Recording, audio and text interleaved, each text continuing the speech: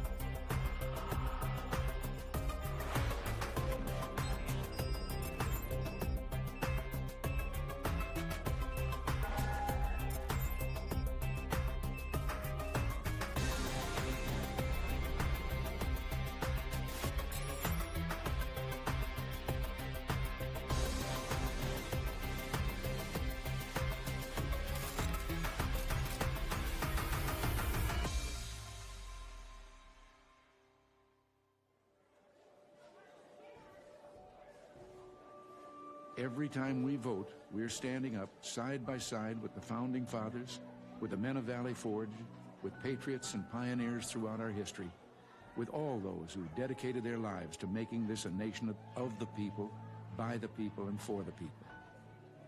Elections are the lifeblood of our democracy. They are the mechanism by which the American people choose who is going to rule on their behalf and for their interests and welfare.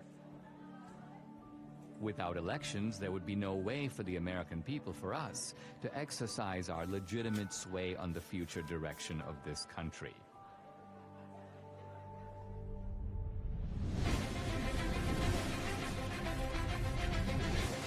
Polls now closed in half the country, and we are getting some interesting results coming in from those battleground states. If you're a Republican, you say, wow. If you're a Democrat, you say, uh-oh. You see, Donald Trump is now starting to widen his lead.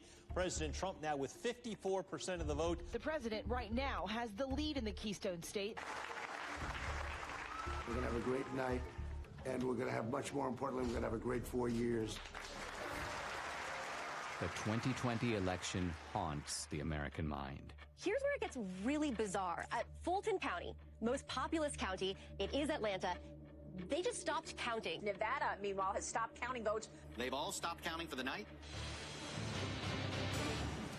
All right, welcome back. This is CNN special live coverage, 10:31 a.m. on the East Coast. Why am I giving you the time? Well, if you managed to sleep last night, things changed. You may have gone to bed thinking this election was headed one way, and then you woke up and you saw things were different. Also overnight, Joe Biden pulled ahead in the state of Georgia. Joe Biden takes the lead in Pennsylvania. Okay, we have an announcement to make. Joe Biden has run for president 3 times, and the 3rd time has turned out to be the charm. One side insists it was the most secure election in U.S. history. Let me begin with one immutable fact. The 2020 election was the most secure election in American history. It was the cleanest election, the safest election, the most secure election ever run. And make no mistake, there has been no evidence of any significant widespread voter fraud. Let me say it again. The 2020 election was the most secure election in American history. Period. This same side accuses anyone who disagrees with them of perpetrating a big lie or the big delusion. The big lie keeps getting repeated. The big lie is just that, a big lie. And despite a relentless media barrage, the other side remains convinced there was widespread election fraud. What I saw was not a secure and transparent election. Poll watchers claim the Travis County Clerk's Office is locking them out. Last night there was a major software glitch that actually delayed the counting of all of the ballots. A look at election fraud, and I want to look at secretaries of state who illegally changed the voter laws without the permission of their state legislature. There have been numerous attempts to prove election fraud. Devan dropping off ballots in the early morning hours of November 4th, 8 hours past the deadline. She said her mother was in a nursing home and did not have the mental capacity to vote.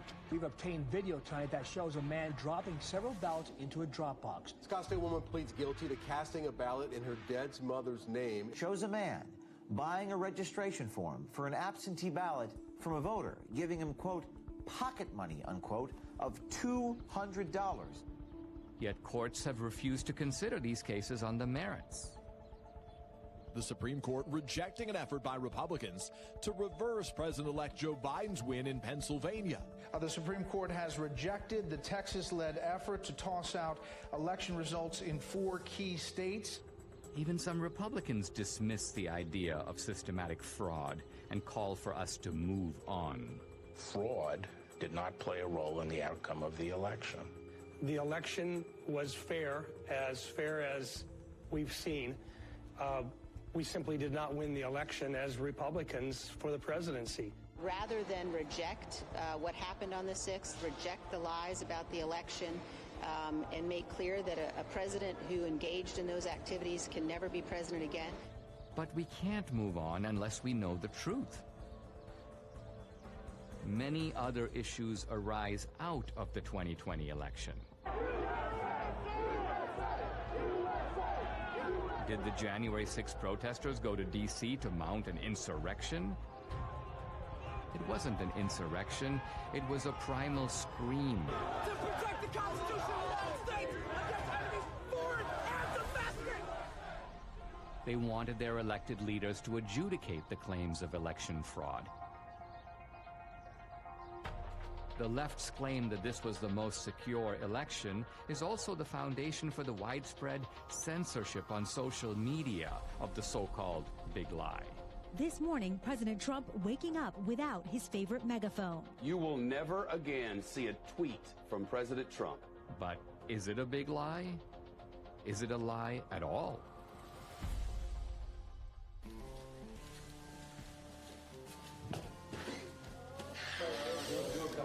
Yeah. Rolling. Sound speed. All right. Everybody got me? Yep. All right. SRP.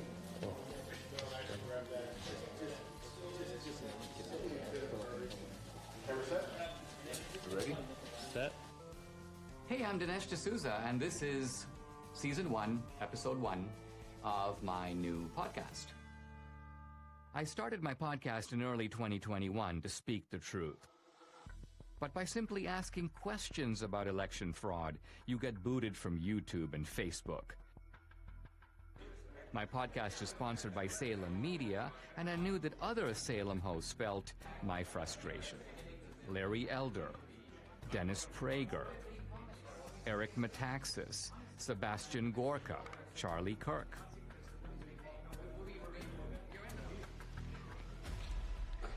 Let me begin by asking a very simple question. Do we feel confident or comfortable that we know the truth about what really happened in the 2020 election? I'm agnostic on this question, and I am awaiting more information. What about you, Eric? I think Dennis is a coward. I think, no, honestly, it's almost funny to me that you're agnostic. And I think most Americans know that we don't know what happened and are not okay with that, by the way. I'm supposed to believe that a man who didn't campaign or campaign from his basement got more votes than the first black president in America? I don't believe it. Charlie? We have crumbs. We have some evidence here and there, but the picture is far from complete. Larry, in your race, you were asked straight out, right? Do you believe that the 2020 election was stolen? What was your answer, and do you abide by that answer as of right now? My answer was that Donald Trump is in Mar-a-Lago, and Joe Biden is in 1600 Pennsylvania Avenue. The lawsuits did not succeed. Do I believe there was shenanigans? Do I believe there were irregularities? Absolutely, and said so. This is probably the most loathed president I've ever seen. I thought Richard Nixon was loathed. I thought George W. Bush was loathed because of the Iraq War. I've never seen the level of vitriol against this man every single day. I think there was a study that found 91% of the news of ABC, NBC, CBS nightly news against Donald Trump was negative. dogged by a bogus 2.5-year collusion investigation. And then on the eve of the election, this Hunter Biden story drops, which shows that Joe Biden completely lied about his lack of knowledge of what his son was doing, and it was suppressed. And even the CEO of Twitter later on admitted that it was suppressed and shouldn't have been. That alone would have altered the election. You add all that up, my point is, this man is so loathed, I wouldn't put it past the Democrats to do virtually anything to make sure he doesn't get another 4 years. If I believed the president were a Nazi, I might steal an election. If we were Germans in the 1930s, we'd steal the election from Hitler if we could. If I'm that indoctrinated, of course I can justify it. I think it was Jane Fonda who said that COVID was God's gift to the left, right? It wrecks the empirical positives of the Trump economy, but here's the other. It enables a whole bunch of things on the other side to change the rules of the election. So the point is, in a COVID environment, is it not conceivable that Trump could have lost fair and square? I think millions of Americans know something went wrong, and they have little pieces, and no one's really put it together. They know that there was injustice. They know it in their gut. They know it through the bellwether counties where Donald Trump won almost every single one of the predictive counties that show who's going to be president. And then they also know it where they went to bed thinking Trump was going to have 4 more years, and they woke up with the exact opposite. We have an individual who could fill a stadium with 60,000 supporters in 24 hours, vice an individual, you know the famous photograph of the 6 empty circles at a Biden rally. We have an incumbent president who received more votes than any other incumbent president in American history, who actually got 10 million more votes than he did 4 years prior, and who received more support after 4 years of being called a racist and a white supremacist, more support from the Hispanic and black community than any Republican president since the 1960s. And he was beaten by a machine politician who couldn't speak clearly, who on the campaign stage would confuse his sister with his wife. It just stinks. Now, is it possible that the very success of Republicans down ballot, I'm talking about Republicans running for the House, running for the Senate, running for other races, the fact that the Republicans as a party did pretty well, but Trump lost, doesn't that work the other way and undercut the idea that there was systematic fraud? It's an anomaly, because if he really, when a president really loses, he has tails. What is it called? Coattails. Coattails. And the down ballots lose. But they won. Why didn't they cheat on all of those? Why didn't they cheat in Virginia with Youngkin? And who's to say they didn't cheat? Not all attempts at cheating succeed. You're right. One other question. In the Republican Party, I keep hearing people who seem annoyed at the revisiting of the 2020 election. Their attitude appears to be, let bygones be bygones. Let's just move on. I think the reason that many Republicans are saying let's move on is because bold accusations require bold evidence, and they haven't seen it. And because they know how vulnerable they are and how much they're going to be bashed. Well, yeah, you're called a sore loser. You're called a conspiracy theorist. The people who say that, let's move forward, are people in the elite who see Donald Trump as an anomaly. You will not win in any district in this country because you have said that the 2020 election was a fraud. And if they can't win on this issue, then don't use it. Well, it doesn't have to be the only issue, but their unwillingness even to speak up about it, I think, is despicable. Show me the proof, and I'll bet you they do speak up. Just like I will speak more, and I'm not running for office. But I have not gone on board of, I know for a fact this was a fraud. Show me the money.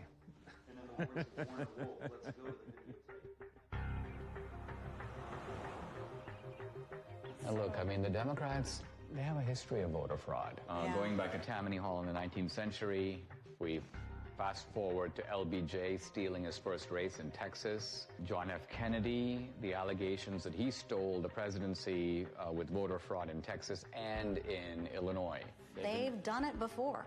I mean, you can have someone who has a criminal record and they're fully capable of robbing a bank, but did they rob the bank? Well, it looks like it.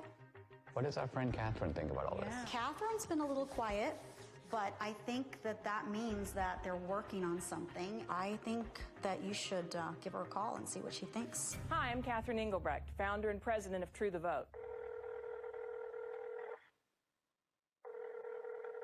Hey, Dinesh. How are you? Hey, I'm doing fine. Hey, listen, I'm here with Debbie. Hey, Catherine. Hey, Debbie. You know how crazy it is out there. Have you guys been digging into this whole issue of voter fraud? Well, we have been working on something big. It's probably best we don't discuss it over the phone, but can we meet?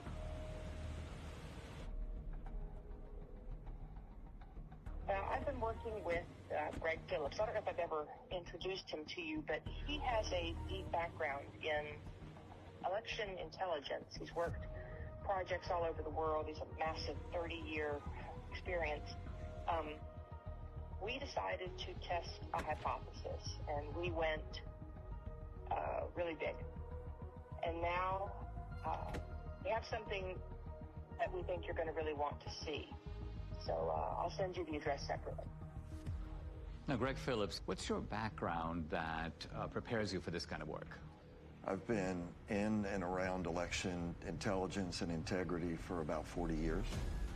We've done investigations literally all over the world. It's a combination of data acquisition, data analysis, occasionally some in-depth data mining. Our ability to draw meaningful conclusions that link the who to the when to the where is significant in the space. Catherine, you started the group called True the Vote in the year 2010. What was your mission or objective? We just didn't have enough volunteers working at the polls in our local elections. So we began by training people to work in the polls, and then as we got further into it, we recognized, wow, some of the problems you see at the polls can be attributed to problems in the voter rolls. Well, what can we do about the voter rolls? And so it turned into something much bigger than we had anticipated. True the Vote has the largest store of election intelligence for the 2020 elections in the world. No one has more data than we do. So I started True the Vote to ensure that every American voter has an opportunity to participate in elections. I think I became familiar with your work when you gave congressional testimony. Now, that was in the year 2014. In fact, I met you through Debbie, and I think what's interesting is that you not only have known Debbie for years, but you trained her. Absolutely. I was a bilingual poll watcher. Oh, yes. So my Spanish language came in very handy. I was a poll watcher in Rosenberg, and the poll judge was telling this couple that came in Spanish who to vote for. And of course, she didn't really realize that I knew Spanish, and so there we go. And you busted them. I busted them. Yeah. So, Catherine, when you set up True the Vote, you set it up not so much, it's not a partisan organization. Is that because you saw shenanigans, problems with voting as coming out of both parties? Oh, absolutely. Plus, we need parity of parties at the polls. Well, you told me about this remarkable election in which you had vote harvesting and vote trafficking, but it was on behalf of a Republican candidate. Exactly.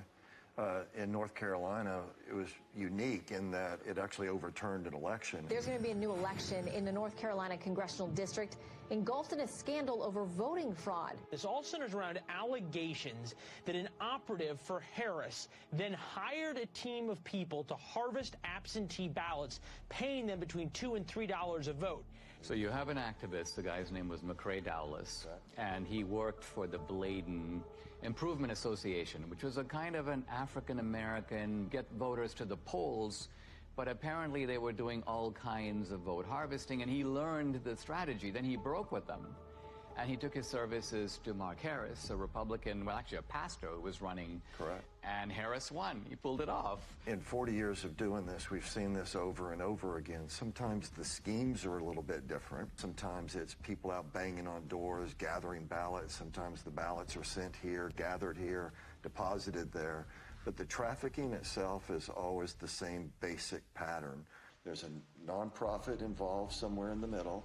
There are people that are either collecting those ballots on the one hand or depositing those ballots on the other and getting paid for it. In no case is it acceptable to be paid for your ballot or to accept some form of remuneration for your ballot. And in no way, in no time, is that legal. I noticed, Catherine, that in the immediate aftermath of the election, when there were a lot of accusations and charges flying around, all reflecting these suspicions that something went deeply wrong, charges of foreign intervention, charges of machines, you and your organization were kind of dead silent. I got the impression that you were looking for a different approach. Given the outliers that were introduced in such a major way in 2020, namely the privately funded drop boxes, the mass mail out of ballots, the hypothesis was, if you were going to cheat, how might one go about this? That would be provable, trackable, traceable. You said there might be some, let's just call them bad actors, who are delivering ballots systematically and illicitly to these mail-in drop boxes, and there might be a way to track them and to bust them. We didn't know. We decided we were going to let the data tell the tale, and we collected together a team of highly skilled contractors and put together a plan to see where the data would take us. What, Greg, is geo-tracking? So the idea is to collect these signals that are emitted from your phone. Your cell phone is delivering information to apps that are collecting that ping, so there are 4 key coordinates: the lat long, the elevation, and the time.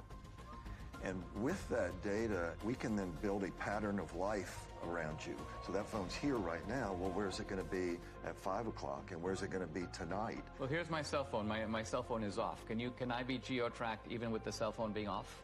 Possibly. Depending on the apps that are on the phone. apps, depending That's on what marketing companies do all day, every day. Now, this is the point. We were at the Apple store and at CVS, and on both occasions, they knew where you were evidently. Absolutely. And they were telling you about specials, and they were, so people have experience of this. There's 300,000 or so apps that gather that data, and then they sell it to brokers. Isn't it also true that this geo-tracking has now become a vital tool for the military, for the intelligence agencies, and for law enforcement? Indeed, they're using it almost every day. I'll say that there's no question amongst anyone that I know in the community that many, if not all, of the people that were involved in the situation at the Capitol on January 6th were being tracked previous to January 6th, because they already knew what their pattern of life was. They already knew who to look at. Many of the people who stormed the U.S. Capitol on January 6th left digital footprints that law enforcement has used in making arrests. You're saying they must have known about these people before, because some of those guys were arrested 1 day, 3 days, 5 days after January 6th, and that's not enough time to do the geo-tracking analysis. The very idea that you could go from the afternoon of January 6th to acquiring the data, tracking the data, unmask who actually owns that phone, which the government is required to do, and then get it to a grand jury, make an arrest in 72 hours? Impossible. It's not possible. They had to have been tracking the people in advance. But the fact of the matter is, these techniques are used every single day by law enforcement, the intelligence community, the Department of Defense. Was geo-tracking part of the way that the CIA was able to identify bin Laden? It certainly played a role. It's even more sophisticated today than it was when bin Laden was disposed of. More and more apps are participating in this program, if you will. The reliability of geo-tracking is not substantially different from the reliability of a fingerprint or the reliability of DNA. If it identifies your phone, now I could have given my phone to Debbie, but the simple truth of it is my phone was there on this particular date, and there's absolutely no question about that, right? That's correct. Now, you decided to purchase through these brokers that make this information available to companies, they make it available all kinds of places to buy data. Let's talk about the methodology. You identified data in certain places, and by and large you focused on the states where the election was decided. Tell us, what are the areas that you bought data for, and what were you looking for? And what's the time period? October 1st through the election. In Georgia, we actually bought from October 1st through January 6th after the runoff. So we went in, We decided to do the Atlanta metro area because it picks up some rural areas, it picks up some urban areas, it picks up some suburban areas. 309 drop boxes in the area. And we thought, okay, well, this is a pretty good test. We, in essence, sort of fenced around those. Geofencing. Geofencing. And then we were able to make purchase of data of people that had been near those drop boxes, but also near the organizations. Across the country, we bought 10 trillion signals. When they give you this data that you then have to go through, what does this data look like? Well, it's a massive data transfer. We have more than a petabyte of data. You're talking about transacting hundreds of terabytes, so it's a significant move of data. You have 10 trillion signals, that's a lot of signals. So what was the criterion that you set? Final decision was they had to have been to 10 or more drop boxes, meaning unique visits inside of a space, and 5 or more visits to one or more of these organizations. Those were the outliers. It was such an aberrant pattern. So what you're saying, I mean, it seems to me there's no reason for someone to go to even 2 drop boxes, but you're saying that maybe there's a conceivable reason someone did that. Let's identify a large number of drop boxes and multiple trips, and that way we're going to catch not all the offenders, right, but the worst offenders. The way we would describe it is we want to absolutely ensure that we don't have false positives, meaning including people that should not have been included. We're not in any way saying that this is all there is. We're just saying that based on our criteria that we identified in Atlanta, 242 people that went to an average of 24 drop boxes in 8 organizations during a 2-week period. 242 mules. Now let's pause for a second. What is a mule? When we started the project, we had to figure out how are we going to describe the individuals and the elements involved. And to us, it felt a lot like a cartel. It felt a lot like trafficking. It can be trafficking in drugs, trafficking in humans. In this instance, it's ballot trafficking, and so we began to use that vernacular. A mule is, by our definition, a person that is involved in picking up ballots from locations and running them to the drop boxes. So you have the collectors on the one hand, you have the stash houses, which are the nonprofits, and then you have the mules that are doing the drops. What do we know about them? Who are they? Well, first let me say, this is not grandma out walking her dog. Bad backgrounds, bad reputations. We've had, encounters with several that are, not terribly positive. Violent guys. Can be. They are interested in one thing, that's money. Do we know, by the way, how much they get paid? According to the people that have shared information with us, it's generally $10 a ballot. In the Georgia runoff, that number was higher. 2020, of course, was the year of the Antifa riots, the BLM riots, and it was all going on in the months and weeks leading up to the election. Right. And so in the data, you have geo-tracking data of the drop boxes, but you also have data on the rioters. There were several different violent BLM Antifa riots in Atlanta. In one of them, we had 36 of our mules participate in these violent riots. There's an organization that tracks the device IDs across all violent protests around the world. We took a look at our 242 mules in Atlanta, and sure enough, dozens and dozens and dozens of our mules show up on the ACLED databases. So again, this is not grandma out walking her dog. These are, violent criminals sometimes. There's not just a criminal element, but there is an ideological element, and that there's an overlap between people. I mean, you're not going to go to an Antifa riot and find it overpopulated with patriots or Christians or Republicans. These are people on generally the far left.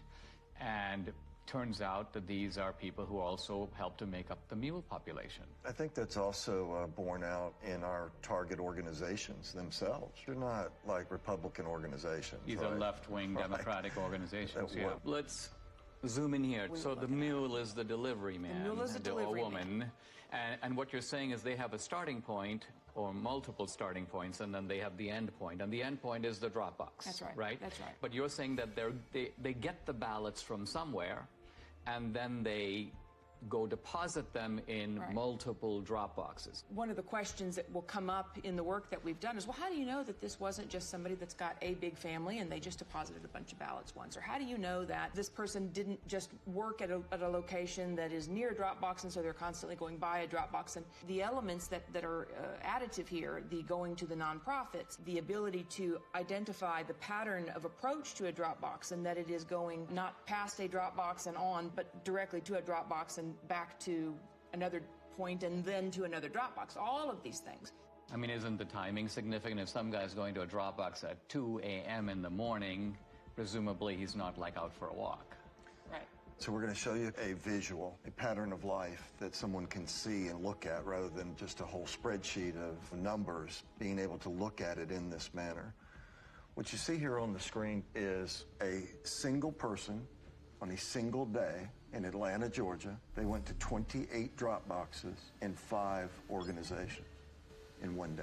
What are the orange dots? Those are drop boxes. And what is the blue tracks? That is a smoothed out pattern of life so that we could take the sort of the movement of the individual cell phone signals, marry them together into something that's visual so that you can see movement on the individual. To get to some of these drop boxes, you had to be intentional. You had to get off the highway, you had to go on surface streets, you had to turn in somewhere in order to get to those drop boxes. And the circles, I take it, reflect the nonprofit centers? Are that the places where the ballots originate? The stash houses, where the ballots are collected and handed to the mules to take to the drop boxes. Now let's move over to Arizona. How many mules in Arizona? A little over 200. A little over 200. In Phoenix alone. The reason I think this is all very significant is because these were very close states, right? What was the margin in Georgia? 10 or 11,000, I think, in the end. In the end. And Arizona also extremely close. Yeah, very close. Then you moved on to Wisconsin, but our initial look was in Milwaukee. Gross numbers were a little down, but the average number of visits to the drop boxes was up. So instead of having only 24 unique visits, I think we averaged 28. I mean, maybe I've heard people in Milwaukee are really hardworking, and maybe they just went overtime. And then let's go to Michigan. We have more than 500 mules that we've identified in Michigan. Again, the number of boxes is lower. Now, where in Michigan? Detroit mainly. But we have people in Detroit that went to more than 100 drop boxes. 100. I mean, this is stunning because it's like, I cannot think of a rational, kind of innocent reason for someone to do that. It just doesn't exist. No. So any reasonable person would say, you're onto something big here. We should take a closer look. Let's go to Pennsylvania, critical state. I think it was Pennsylvania that really gave Biden the election. Philadelphia alone, we've identified more than 1,100 mules at rates well beyond anything we'd seen. Closer to 50 drop boxes each. Each guy going to 50 drop boxes? Each. 1,100.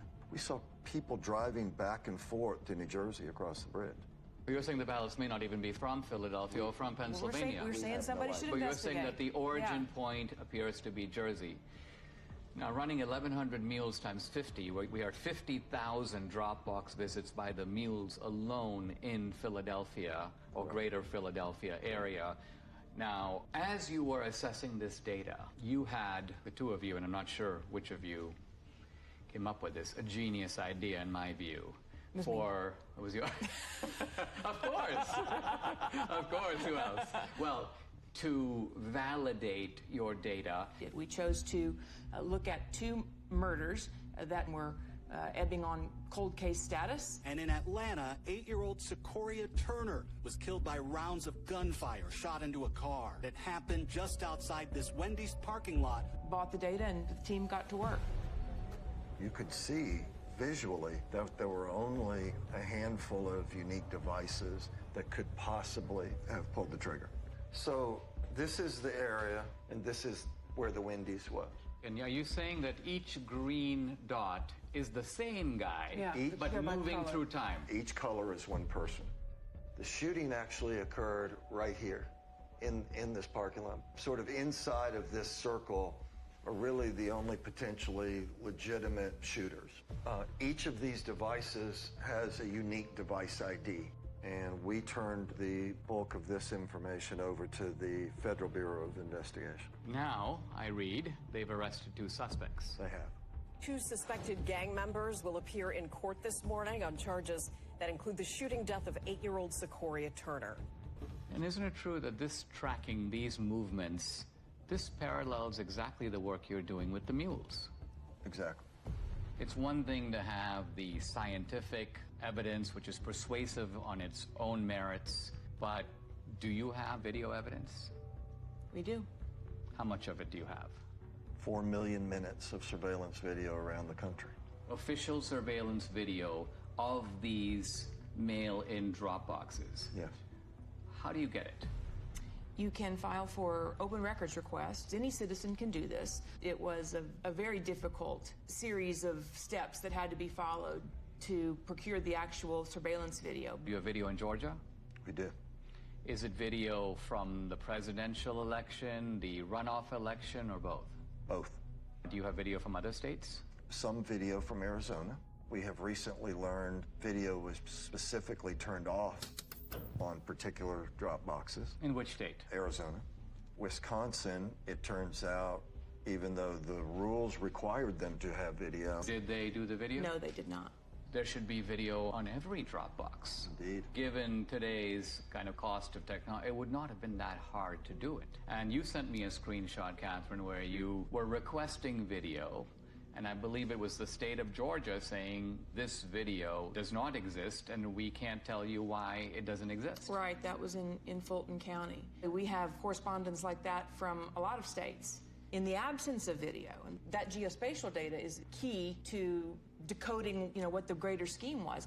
But in the case of what we're going to show you now, what kicks it up a notch is that we have the geospatial data to support the video. Let's talk about some of the videos. So we're going to show you a couple different ones. This particular individual we have in a number of different locations at a number of different times. He's actually a mule.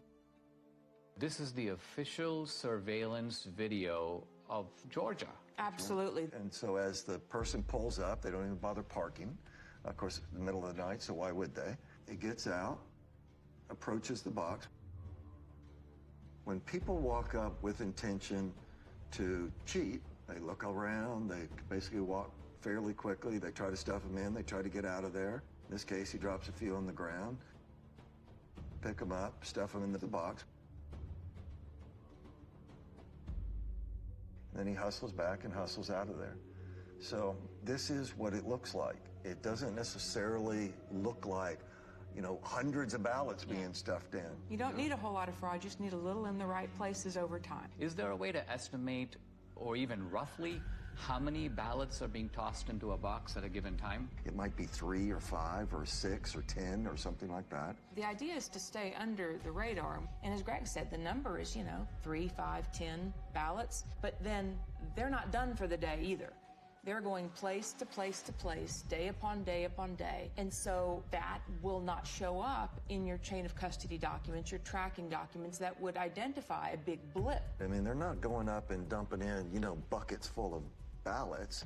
On the other hand, we've seen circumstances where it appears that buckets full of ballots showed up. There's one box in Gwinnett County that had a chain of custody document with 1,962 ballots noted on this. And first of all, that's roughly 10 times what we normally see. We sorted through the geodata, found a few hundred people. Okay, well, that's pretty odd. We have video of all of this. And guess what it shows? 271 people approached that ballot drop box during that 25-hour period. 271. 1,962 ballots were deposited. Wow. Here are election officials pulling out of that drop box 2 full duffel bags containing over 1,900 ballots. Let's look at another one. Yeah, let's take a look at... Interesting thing about this person is the device seems to live in South Carolina. So this person isn't even from Georgia. She was here during both election cycles but is not a resident of the state. But as she approaches the drop box, she never looks at the trash can, right? She's looking the other way. But the other thing she has is she has gloves on. What one of our analysts noticed was these surgical gloves only appeared from December 23rd forward in the runoff. So we didn't see a lot of them previous to December 23rd, and we couldn't figure out why. And then it just dawned on us, well, on December 22nd, there was an indictment handed down in Arizona for people that had stuffed ballots, and the way the FBI nailed them was fingerprints.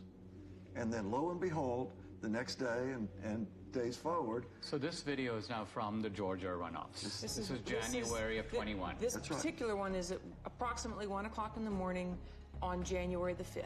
Stuffs her ballots in there. It's like a small stackish, maybe 3, maybe 4. Takes them off, and then puts them in a trash can that she never looked at. So she knew it was there. She knew it was there, right? And so we have her on a number of locations. She's an out-of-state mule, and then this is in no way the only drop box that she attended. That's right. No, she's goes to dozens and dozens over the course of these 2 elections. Who's next? What you're going to see is he approaches the drop box on his bike. He also has a backpack on. Pulled the ballots out of his backpack. Taking his time. Taking his time, digging around, looking for some ballots. Finally gets that, pulls them out. Okay, now I'm set. And he'll put them in. But you also see him get sort of frustrated as he starts to leave, because guess what? At this point, they had started requiring the mules, apparently, to take pictures of the stuffing of the ballots. It appears that that's how they get paid. So they take a picture, and stuff it in, they take a picture, not a selfie, but a picture of the actual ballot going in. But this guy gets frustrated, so he actually has to park his bike, get off. So if you were there just casting your own ballot, what reason in the world would you have to come back and take a picture of the box? And he kneels down. Looking around. Take some pictures. Okay, the next one. Yeah, so let me show you Dog Guy. So Dog Guy, middle of the day, this is actually at a polling place. So the people in line are waiting to go in and vote early. They're doing it the right way. Okay, now you've got some other people going to walk up. This lady doesn't care, but this next guy cares. He's watching the whole thing. The guy looks up, talks to him. Got the ballots under his arm already. Now he's got the rest that he pulled out of the bag. And he's going to get his camera ready to take the pictures as he puts them in there. If you consider the brazenness of this, right? This is the middle of the day. There's people sitting there watching you cheat. People that are doing it the right way. But it's difficult for them to know what to do, except observe and maybe say, what's going on here? What did I just see? They wonder, what does this all even mean if this is happening in broad daylight and nobody's doing anything to stop it? And so these are the kind of things, 4 million minutes of this. This was an organized effort to subvert a free and fair election. This is organized crime. You can't look at this data in its aggregate and believe anything otherwise. That's especially true when you consider that in places like Georgia, it was only decided by 10,000, 12,000 votes. And you look at 5,000 visits just from our mules, it's not a leap to say, yes, this would have made a difference. Adding these numbers up, we have 2,000 plus mules based upon not searching these whole states. And remember, we're only talking about a small number of states. We're not talking about the whole country. We're not even talking about whole states. We're not even talking about whole states. Right, that's right. And we're also talking about a gross undercount of the actual number of mules because you set a high bar. They had to go to 10 drop boxes. So if there's a mule who went to 7 drop boxes, you wouldn't catch that guy. And they had to go to nonprofits. So they had to meet those 2 criteria and then go to one of the geofence drop boxes. If they met the 2 criteria but went to a post office box, we're not going to look at them. One of the slogans of the Democrats through all this debate has been, make every vote count. And I think we can now see in a chilling way that this is kind of what they mean. What they mean is, it doesn't matter if all kinds of illegal ballots are being dropped in, let's just count them. Now the narrative needs to be that this is the most secure election. This is the most fabulous election we've ever had. Pay no mind to the millions of Americans that are saying something is not right. This does not make sense. Nothing to see here. Just smile and wave, boys. I mean, wouldn't it be an accurate summary to say that these voter bills that the Democrats are desperate to enact, to federalize the election, isn't it that they want to take all these special provisions that have enabled what we've described, or you've described in the 2020 election, and make it permanent? If we don't wake up and do the hard, roll-up-your-sleeves work that it's going to take to reel this all back together, then yes, all the pieces are in place for our election system to be in permanent lockdown. And it will be done under the watchful eye of a media that will tell you it's all just fine. It seems like they are subverting democracy in the public pretense of protecting it. Absolutely. And it won't stop unless we stop it. If I look across the swath of Republicans, this is not the kind of issue that they seem to be comfortable with. It's almost like they would rather endure. That's right. As I said, well, it's a gamble, right? Because the ones that are enduring are currently elected and in power. When you watch these brazen acts and nobody says a word because they're scared that they're going to be sued, because they're scared that they're going to be canceled, because they're scared that they're going to be silenced, that kind of chilling effect is exactly what they want. And as I said, on the other side of fear is freedom. If you never get past the fear, you're never free. Let's sum up what we know. Do we know for sure that this was not, in fact, far from, the most secure election in history? It was not.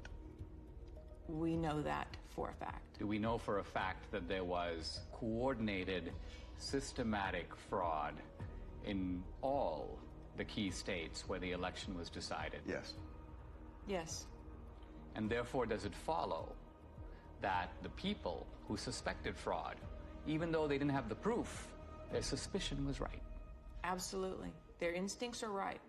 And moreover, that the states that are trying to do something about systematic fraud by restoring a modicum of, let's call it the old rules, checking your voter ID, checking signatures. You want a mail-in ballot? You know what? You got to request an absentee ballot. We're not going to send 20 million ballots out there and see what comes back. That these voter integrity laws, far from being voter suppression, are actually a legitimate way to make sure that the people who vote are actually eligible to vote. 100% accurate. That's absolutely correct.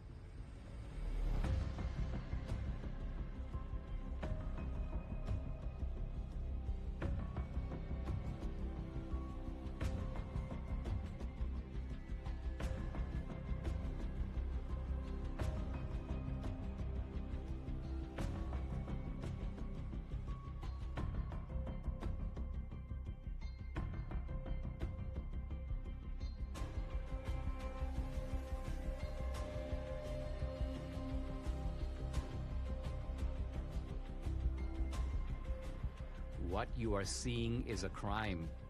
These are fraudulent votes. In 2 of our 5 key states, you were allowed to give your ballot to be delivered by a family member or a caregiver.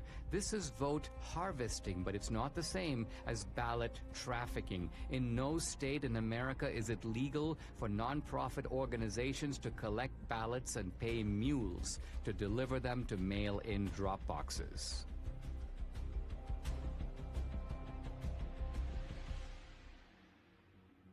Now we come to the most important question of all. Was the magnitude of vote trafficking in these key swing states enough to tip the balance in the 2020 presidential election? Let's first narrow in on just our 2,000 mules.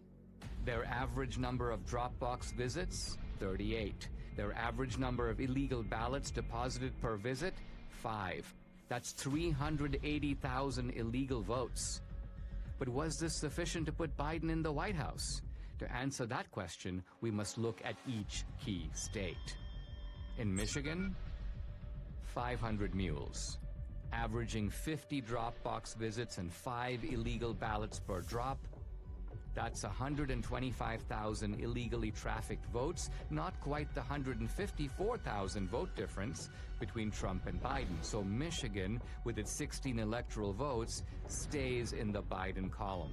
In Wisconsin, 100 mules, averaging 28 drop box visits and 5 illegal ballots per drop. That's 14,000 illegally trafficked votes, 6,000 votes short to give Trump the win. So using only our mules, Wisconsin's 10 electoral votes stays in the Biden camp. But now we come to Georgia. 250 mules, averaging 24 drop box visits and 5 illegal ballots per drop.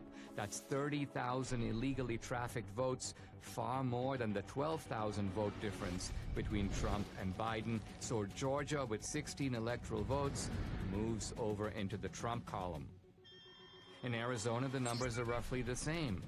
200 mules, averaging 20 drop box visits and 5 illegal ballots per drop. That's 20,000 illegal votes. Again, these illegal votes are substantially more than the 10,000 vote margin that gave the state's 11 electoral votes to Biden. In Philadelphia, Pennsylvania alone, 1,100 mules, averaging 50 drop box visits and 5 ballots per visit. That's 275,000 illegal votes, again comfortably exceeding the 80,000 vote margin between Trump and Biden. So Pennsylvania's 20 electoral votes goes for Trump. Shockingly, even this narrow way of looking at just our 2,000 mules in these swing states gives Trump the win, with 279 electoral votes to Biden's 259. But no one thinks that our 2,000 mules were the only mules trafficking illegal votes. To widen the search, Greg and his team lowered the criterion from 10 or more to 5 or more drop boxes. This revealed a huge upsurge in the number of mules from 2,000 to 54,000. 54,000 mules. Next, they used a very conservative estimate of just 3 ballots per drop box visit. Now, when we multiply this increased number of mules times the 5 drop box visits per mule times just 3 illegal votes per drop, we find election fraud on an astonishing scale. In Wisconsin, 83,565 illegal votes were trafficked. In Georgia, 92,670. In Pennsylvania, 209,505. In Michigan, 226,590. And in Arizona, 207,435. Using this calculus, Trump would have won all the key states. And the final electoral vote, 305 to 233. I wanted to get my Salem colleagues' take on what I'd learned here.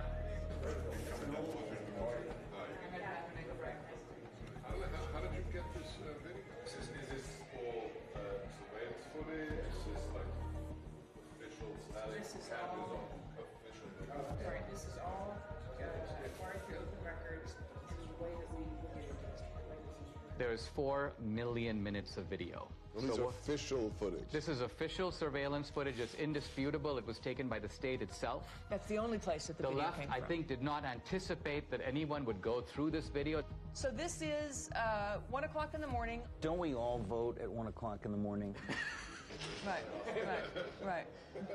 Seems silly, but somebody asked me, they go, how do we know this is not normal mail? This is a ballot drop box. Right. Okay, this is not the mailbox where you write your mom. She's got gloves on. She's got gloves on. And what does she do with the gloves? Ooh. Whoopsie daisy. Hang on. She walked straight past that can and didn't see it. You got to show that again. It's hilarious. Look, she just walks in. So this is not the first time she's done that. No. So that one was in Georgia, is that right? Yes. So in Georgia, it is illegal to turn in anyone but yourself or your family member's ballot. It is illegal. Right? It is illegal. So forget the outcome. That's an illegal practice, what you just saw. That's right. Video number 2. Dog guy. This is called Dog Guy.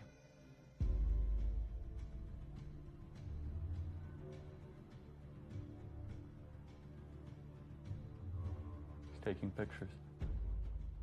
Why would you do that? So you get paid. That's business. It's business. What do business you as What do you usual. suspect if you had actually caught this person at that moment hand me those ballots, and the person did, what do you think you would see? Whose name is on it, in your opinion? Ineligible voters, people that have moved. Would you see legitimate ballots? There's an ambiguity in what you're saying. The ballot itself is legitimate. No, that I... Right, it's not a fake piece of paper. Yes, right. okay. But again, remember, when you mail in a ballot, you have a security envelope with the signature verification standard that's been all but washed away. And as soon as it's taken out of that envelope, then you have a disconnect, and the ballot is private. It's a virgin sheet of paper. The ballot is private. The only ID is on the envelope on the outside. This is an example of multiple ballots, so this... 3:57 a.m. Prime voting time. Got to beat the lines. This person comes up, and what you're going to see is when you try to put too many ballots in. He needs a shoehorn. And we have lots of those, where they're just jamming them in and then they fall on the ground. And when you can jam them... I mean, this alone is, to say the least, suggestive. Who's voting at 3:57 a.m. with a whole bunch of ballots? And then being able to match that ping where he's standing there to the next place he goes. So we're seeing videos of one. Right. But each one of these, went to... On average, 23 times. Do you have video of the same guy going different places? Yes. Right. This is their pattern of life. So in one night, this mule, went across 6 counties to 27 different drop boxes, 5 different organizations. So he was getting the ballots from the organization. Correct. So, The Republicans had no idea this was going on during the election. Trump, to his credit, tweeted out in July, mail-in ballots are a disaster, and he was attacked so hard by Kemp and Ducey and so many. But he didn't have this information, obviously. His instinct ended up being right. This is the tip of the iceberg. You're talking about extraordinary criminal activity, but there's a ton more, you would guess, that you have not even touched. You are talking about 200,000-300,000 ballots that were just harvested in only your geolocated locations. But you are talking, what, 5% of America? Less. Less than 5%. Okay. So, case closed. Sorry, gentlemen, lady. Case closed. All right, so I do a heroic thing that not necessarily others here do. I read the New York Times every day. That's crazy. We're sorry for you. It's my martyrdom. They claim all of these places we have found maybe 4, maybe 50 phony ballots. These aren't phony ballots. Right, no okay, so this is a very novel... They're phony names. No. There's no name on the ballot, Dennis. Okay, let's say we got access to every single ballot thrown into the ballot boxes. Would we be able to prove this is a fraud? It's the perfect crime because it cannot be curated after it is committed, because the evidence has no connection to the person who was meant to be voting. That's the problem. As soon as it gets taken out of the envelope, the identity of the voter disappears. So the vote from John Doe is from a John Doe who is dead or a John Doe who is moved. Is that correct? Or voted somewhere else. Or voted so. Why is that not provable? There's an easy way to bust it, but it's not the way you think. It's not to go find the ballots in the ballot mix. You can't do that. The way to find it is these guys have the cell phone identification of all the mules, all of them. So law enforcement has to step in at this point, and their next step... What were you doing 7 times? ...is to go and interview the mules. Who paid you? Right. Where'd you get the money? Will any state's law enforcement do this? This is a big question. The mules aren't going to fess up. They know they're participating in something that is fishy. You've got them on videotape. You've got 2,000 people who are committing felonies. Right. I'd like you to just reflect about what you've learned today and how you're feeling and thinking about it. It's just sickening to me. This is jaw-dropping. What you showed is frightening. Republicans had no clue this was going on. I wondered, were there any Republicans who did know? Investigative journalist Heather Mullins interviews a whistleblower hired by the National Republican Senatorial Committee. I was hired by the NRSC. My job was basically to watch the ballot boxes. And this was for the early voting in Georgia. So that started on December 14th. It ended on the 31st of December, and we would monitor that box from 8 to 8 all day long. So consequently, during those 2 weeks, I monitored those boxes indiscriminately. I would move around to the different areas in the boxes and watch them 30 minutes here, an hour there. And then I would start to see things where I'd see people walking up with backpacks, and they were unloading large numbers of ballots, stuffing them in the box.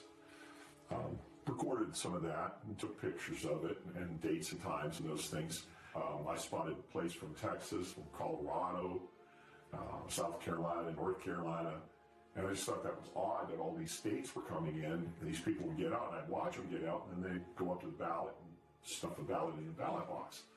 I thought that was kind of odd. So, we took pictures of those things when we took pictures, recorded license plates and those things. And then I uploaded those photographs to a Dropbox.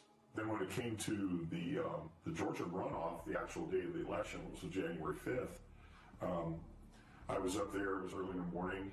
Now, there were Stacey Abrams people all along the sidewalk up there. How did you know that they were Stacey Abrams people, though? Well, they had those masks on that said vote. Okay. She has one of those things. This was during COVID, right? And they were part of that initiative. I knew that she was part of that initiative that she had going on about get out the vote kind of thing. So it was Democratic Party and it was Abrams people that were, they were all interacting with each other.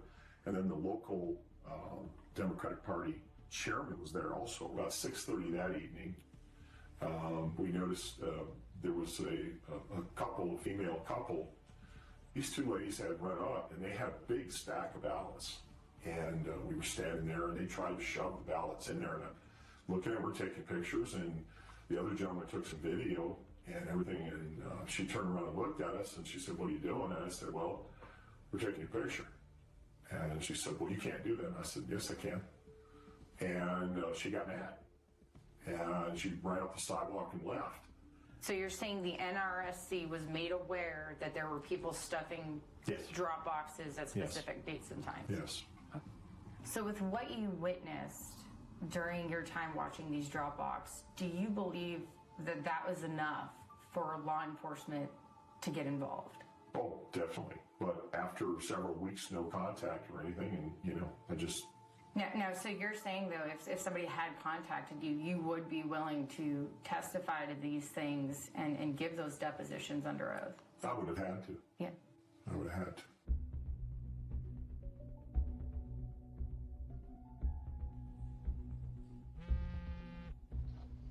Catherine, hey. Greg just interviewed an informant in Arizona who's now cooperating with authorities. Oh, wow. Okay. Check your email.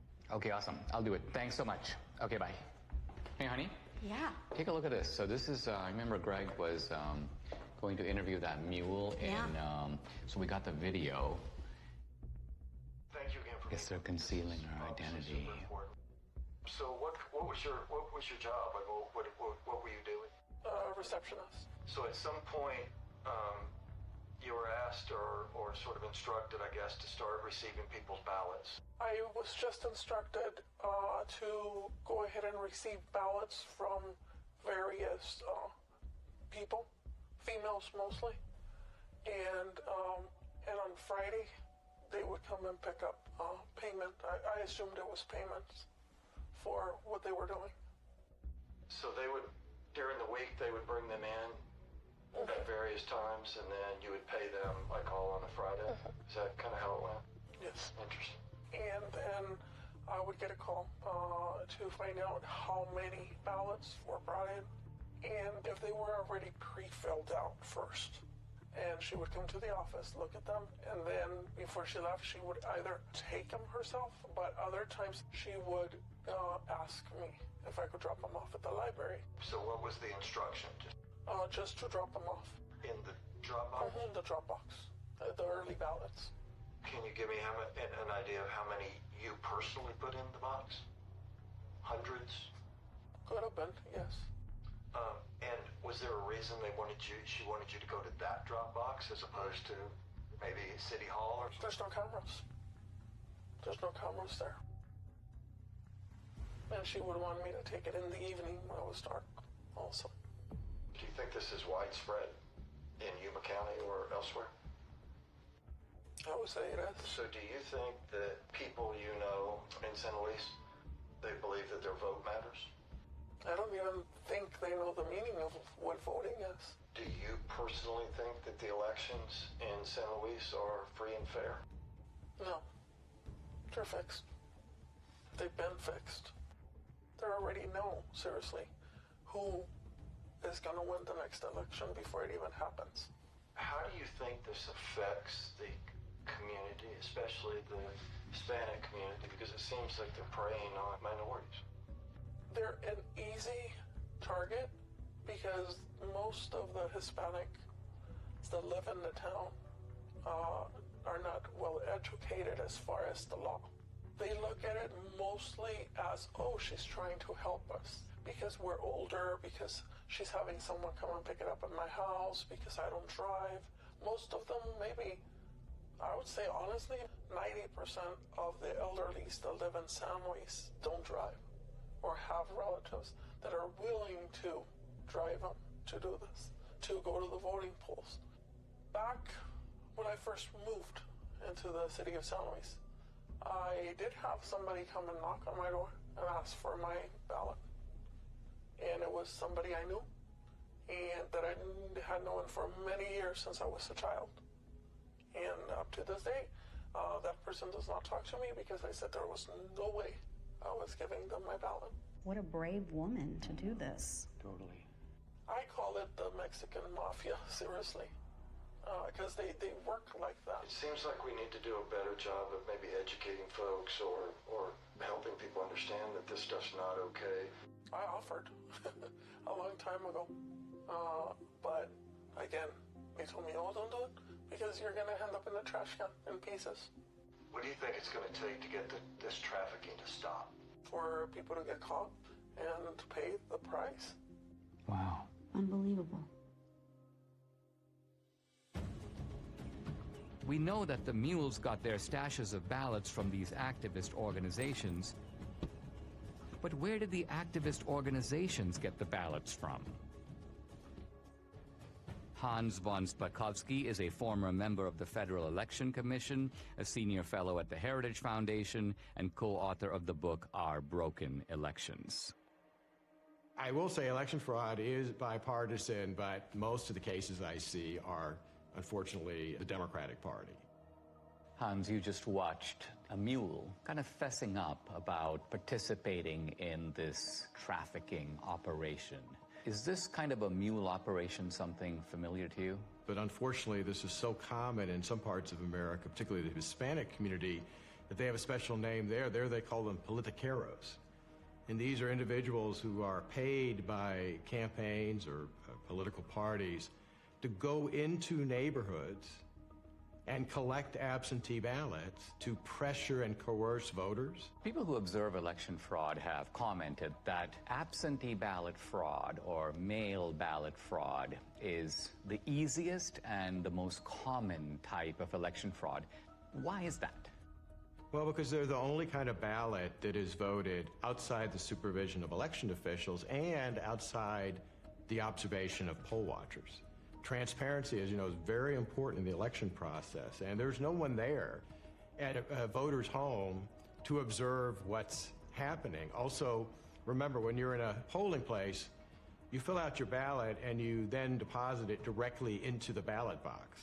That obviously is not what happens with absentee ballots. There are some states, I believe about half of them, about 27 states, that allow voter harvesting. And by voter harvesting, what we mean is that you are allowed to give your ballot to someone else and ask them to deliver it.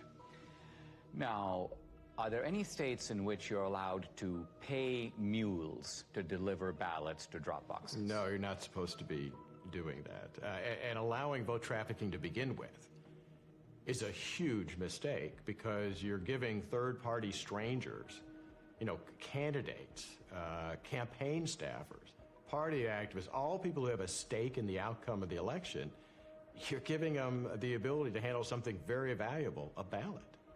Voter fraud is almost incalculably rare in the United States. Does it ever happen? Okay, occasionally it does happen. But it doesn't happen on a national scale. It doesn't affect the outcome. It would affect the outcome. I read these days constantly that election fraud, well, it could occur, but those cases are extremely rare. They're so episodic, they don't have the ability to tip an election. Is that true? Fraud happens often enough that elections get overturned. I mean, just go back 3 years to 2018 and a congressional race was overturned. I can cite to you another case in Mississippi. It was just overturned by a court because of fraud. Same thing in Florida. But look, that's just the tip of the iceberg. Now, we've shown that you've got these mules who are picking up these ballots at various vote stash houses. Hans, where do these organizations get ballots? Well, to quote Shakespeare, let me count the ways. You know, everything from filling out absentee ballot request forms for voters, but having the ballots sent to them, to actually going to the voters and obtaining the ballots from them, to stealing them out of mailboxes, to actually using high-quality photocopy machines to make their own ballots. Look, these cases unfortunately go on all the time. You can go to 2018, which wasn't that long ago, in North Carolina.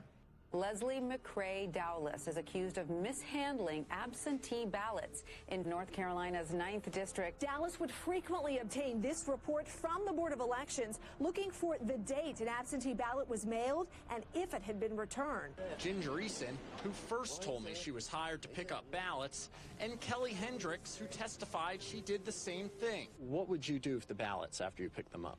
Take them straight to the office in Dublin and hand them over to McCrae, and I don't know what happened to him after that. I know there was stacks of them on his desk. There was testimony in the case that his staffers were falsely signing as witnesses on those absentee ballots. Because he had done this before, he actually apparently had signatures of voters from prior elections in his offices. Voter rolls are in notoriously bad shape. States do a very bad job of taking people off who are no longer eligible because they've died or moved away. And it's very easy to get hold of a state's voter registration list. So, you know, if somebody's on the list and they haven't voted in 10 years, you're probably pretty safe in trying to cast a ballot on their behalf.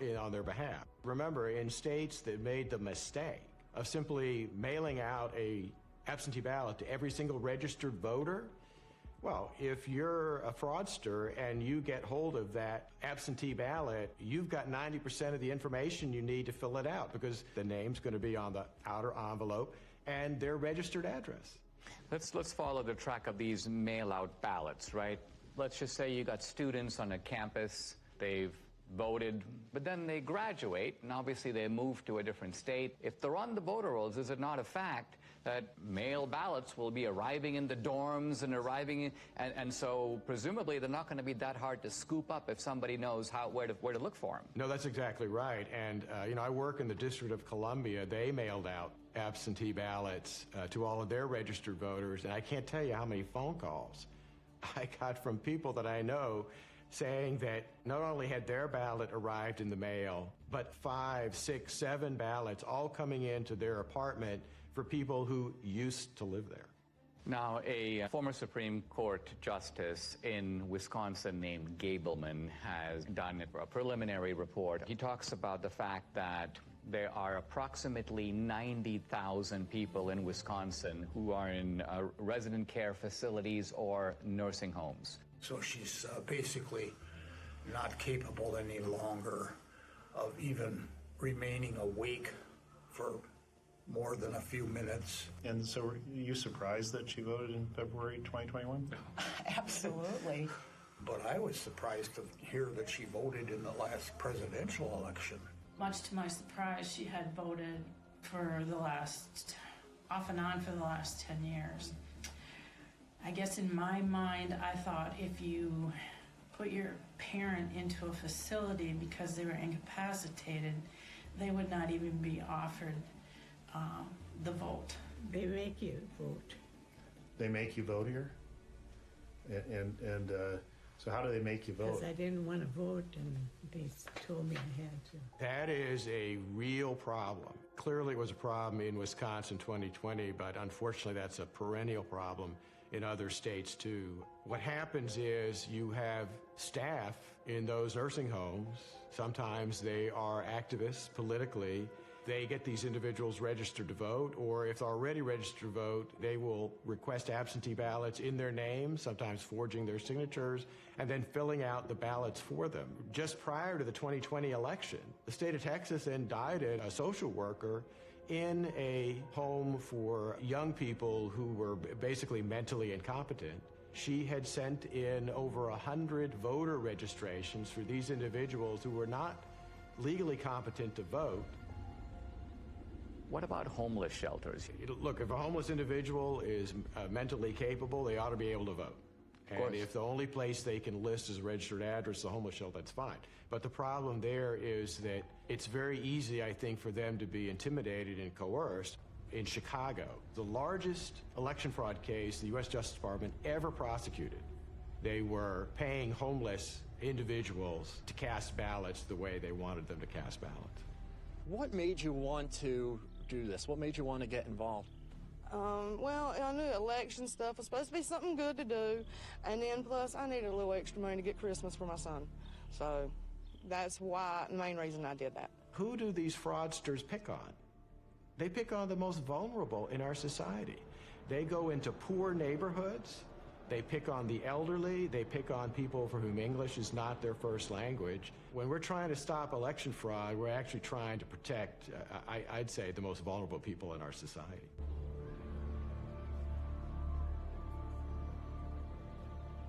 We now know where the ballots could have come from, but to pull off a heist like this on a national scale would take deep pockets. I wanted to find out where the money might have come from. Who could have funded the heist? I met with Scott Walter, an old colleague of mine at the American Enterprise Institute, who is now head of the Capital Research Center. This is an organization that has produced multiple reports on the funding of elections.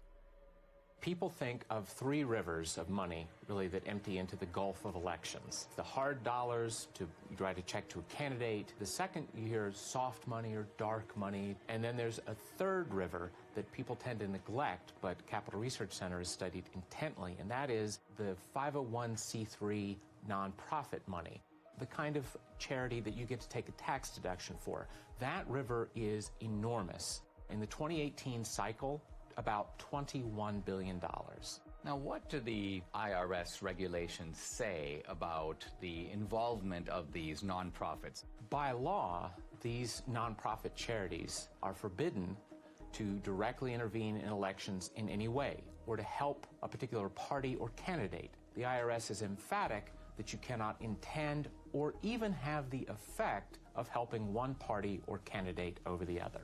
Now, let's talk about some of the key elements of this particular network that we're focusing on. We have drop boxes, and those drop boxes are, most people would think, funded entirely by the states. In other words, the drop boxes in Georgia are funded by the state of Georgia, but that's not entirely the case, is it? In the 2020 election, there was an unprecedented hundreds of millions of private dollars going into government election offices. The $470 million or so dollars were sent by Mark Zuckerberg and his wife.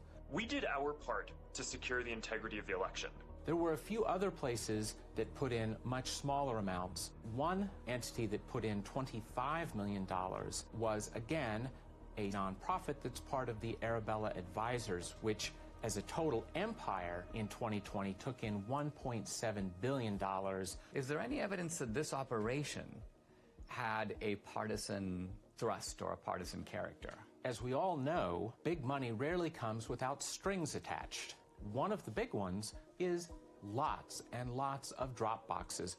Also, lots and lots of vote by mail. To get your nice big checks, you had to do things like have drop boxes, encourage vote by mail, have ads in foreign languages, all kinds of things that little by little are nudging the turnout for one particular political party.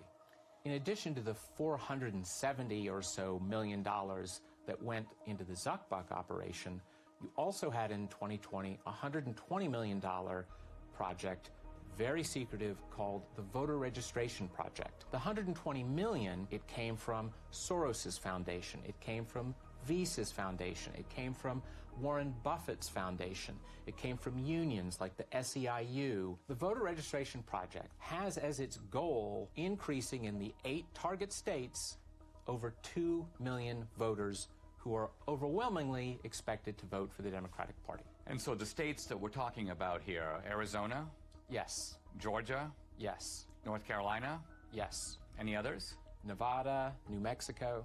Here we've got an operation of illegal vote trafficking. You've got thousands of mules. They're being paid to do this. What you're saying is there is more than enough money available to fund any such operation. In fact, this would be only one part of a much larger effort to control the election. We are talking $500 million in nonprofit charitable funds flowing into efforts to register and get out the vote for Democrats. Most of the left-wing mainstream media, when they reported on the Zuck bucks going through, they made it sound like, oh, it's all going to go for masks and, plexiglass and all. And every study that's ever been done of some of the grants to the big cities found a few percent maybe going to help people that way, and the massive amounts of money going into ginning up the vote-by-mail operation and the drop box operation and those sorts of things that benefit one political party. How confident should we be that this will be a fair election? They're sending millions of ballots all over the country. This is going to be a fraud like you've never seen. Trump predicted. He said the Democrats are going to cheat, that they're going to use the pretext of COVID, they're going to rig the rules in their favor. Nevertheless, Republicans focus their efforts on the campaign, while Democrats focus their efforts on the process of actually running the election. The two sides don't approach elections in the same way. The Democrats, they understand that the rules, the process by which elections are conducted is just critical. We must now face the chilling reality. The Democrats conceived the heist. They funded it. They organized it. Then they carried it out. They rigged and stole the 2020 presidential election. We cannot be okay with this. We cannot simply move on. Guys, I'd like to have your honest assessment on what you've seen, what you've heard, and what we can reasonably draw from it. What do we have empirically? We have data, geolocated. We have footage of people harvesting ballots. Do we know who those ballots were for? We can't know who they were for. However, you have to inject common sense. Are we saying that in the centers of Democrat-held districts, we are seeing hundreds and hundreds of visits to drop boxes with pro-Trump ballots?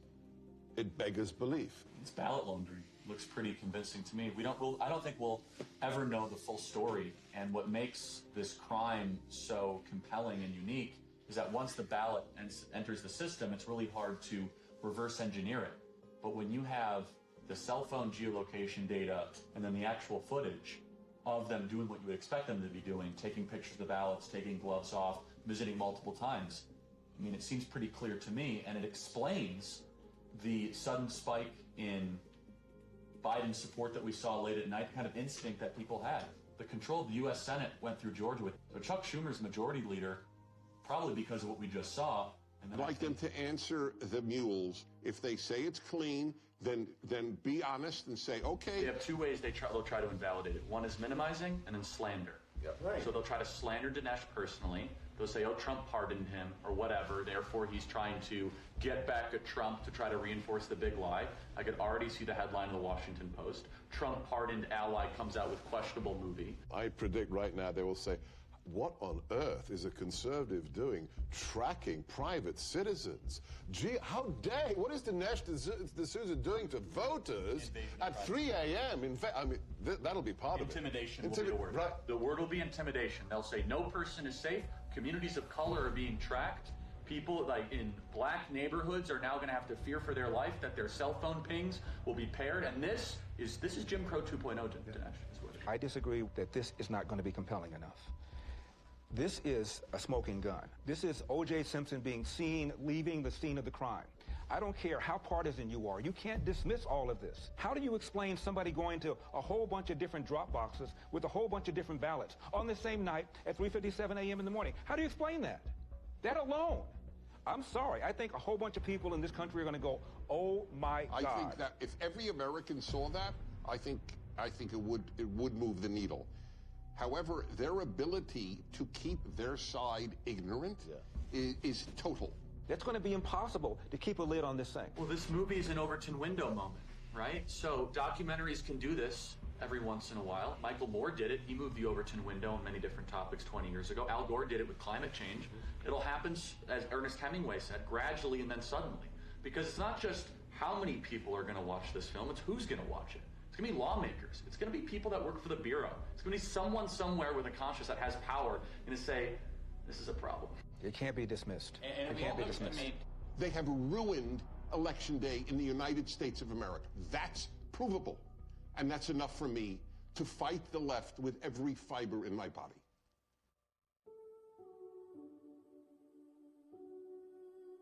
Without free and fair elections, we are not a democracy. We are a nation run by a criminal cartel masquerading as a democracy.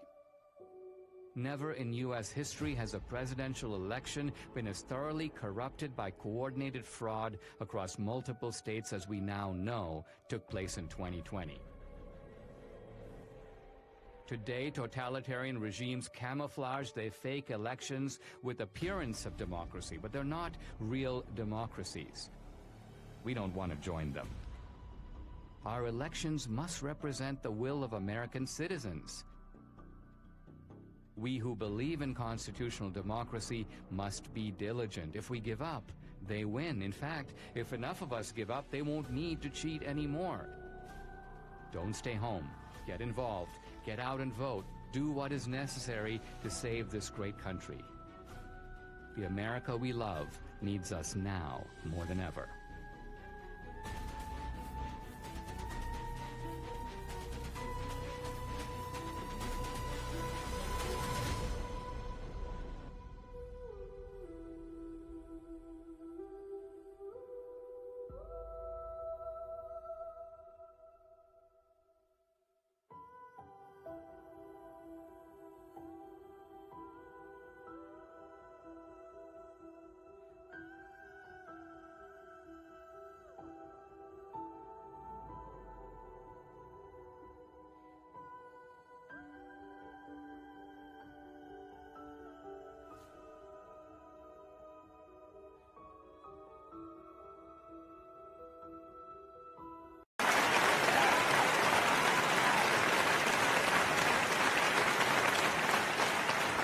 We are truthers.